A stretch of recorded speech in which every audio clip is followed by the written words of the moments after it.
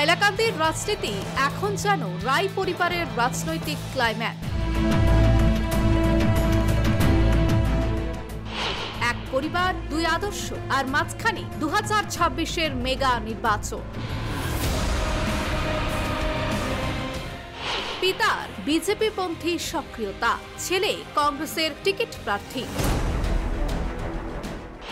ছেলে আমার কন্ট্রোলে নেই, গৌতম রায়ের মন্তব্যে জল্পনা। রায় পরিবারেই তৈরি হচ্ছে দ্বি সাম্রাজ্য। 2026-এ কি পিতা পুত্রের মুখোমুখি যুদ্ধ?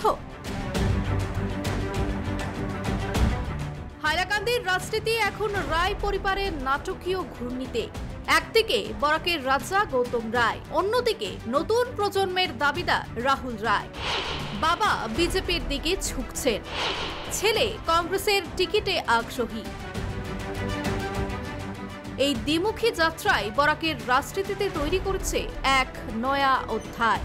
গৌতম রায় প্রকাশ্যে স্বীকার করছেন, শরীর যদি সায় দেয় আর বিজেপি যদি ডাক দেয়, তিনি নামবেন 2026-এর ময়দানে। সঙ্গে সেই আলোচিত মন্তব্য, ছেলে আমার কন্ট্রোলে থাকে না।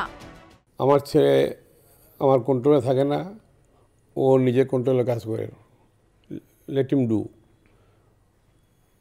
আর আমার বিষয়ে এখন তো আমাদের বয়স হয়েছে, যদি আমাকে ওই পাঠিয়ে বিজেপি পার্টি যদি আমাকে অফার করে, শরীর ভালো থাকে, তাহলে তো আমি দাঁড়াবই।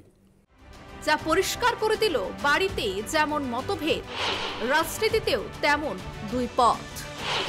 বাবা ছেলের দুই আদর্শ, দুই দিশা। এ যেন একই সংসারে দুই রাজনৈতিক শিবিরের জন্ম।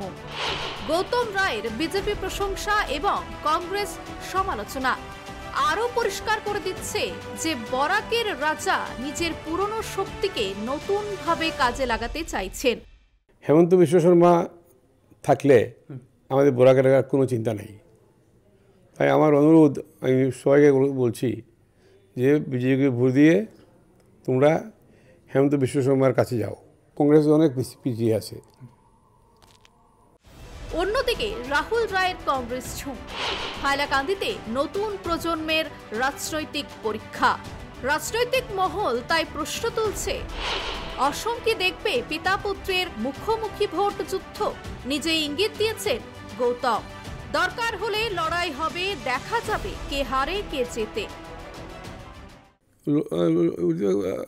পিতা পুত্রের লড়াই কোনো সময় হয়ে যায়,